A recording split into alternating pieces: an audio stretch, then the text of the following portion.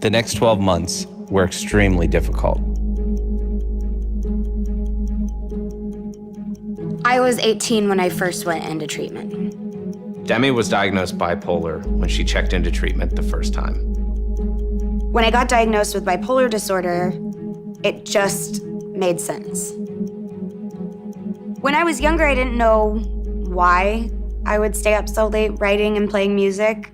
And then I learned about episodes of mania. And I realized that that's probably what it was. I was manic.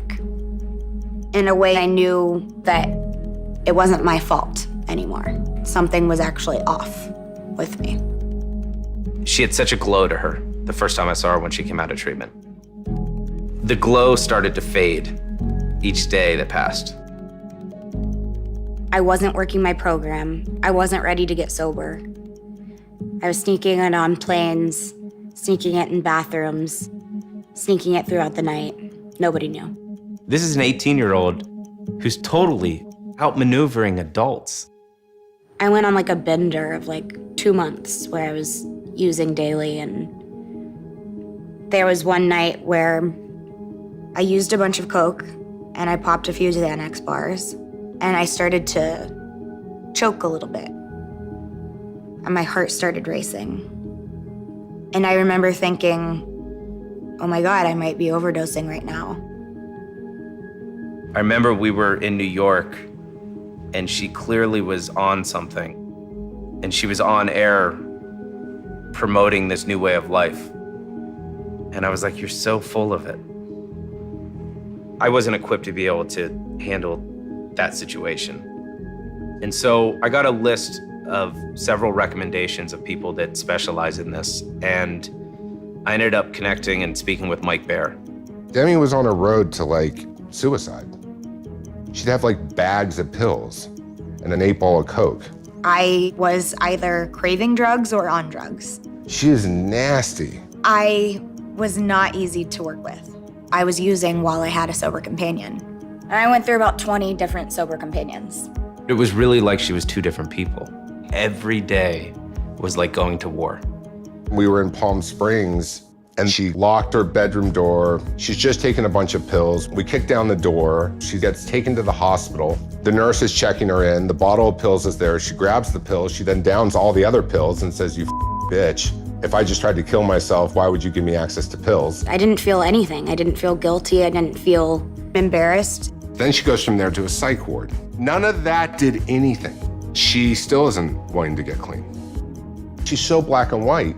She really one day would want to get well, the next day not want to get well. And when she didn't want to get well, she'd have to flip back to get, it was just, for her, it was chaotic. It was completely exhausting, physically and emotionally. I would sneak out, get drugs. Manipulating. I would fake my drug tests with other people's pee. She didn't care what the consequences were. A couple days sober, and then she'd use. And I'd lie straight to their faces. She didn't care about her career. And we couldn't get momentum on our side. It was very difficult to work off that very small part of her that did want to get well. It's embarrassing to look back at the person that I was.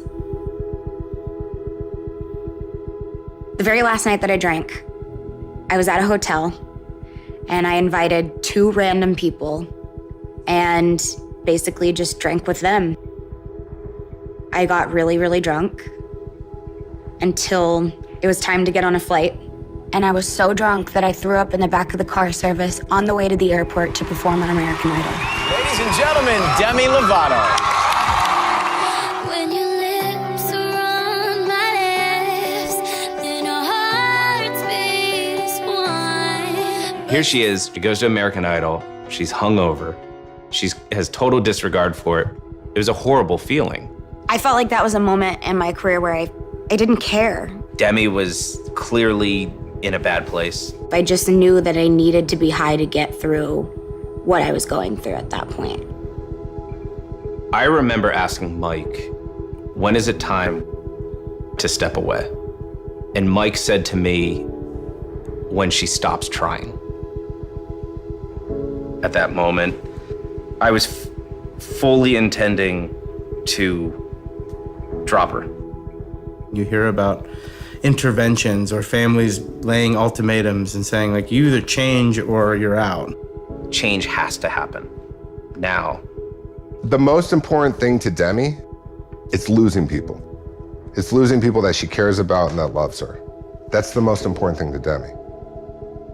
I had developed a plan where I got everybody on the team, business manager, attorneys, agents, everybody, to say, if Phil walks, we walk.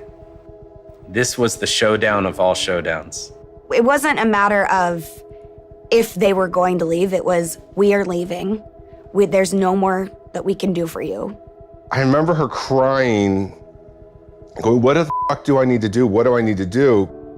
And Mike said, Give us your cell phone. and I think he said, like now. And she picked up the plate. She literally is grabbing this thing, smashing it, screaming, crying, like in the ugly cry. And I said, that's not good enough. Phil said, put it in the water. And so she dunked it in the vase of water that was on the table.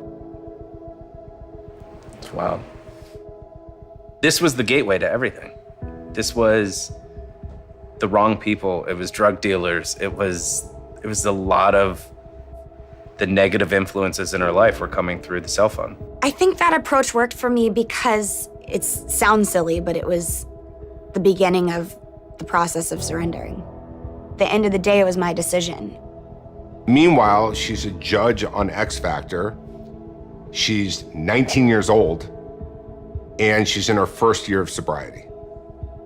What nobody knows is that while she was a judge, she's living in a sober apartment with roommates. She is having to do chores. She has no cell phone. She is completely and totally submitted to the process of recovery. You really have to lean into the people that are trying to support you, like my family, like Mike and Phil. You know, you really have to surrender because that's when the change is going to happen.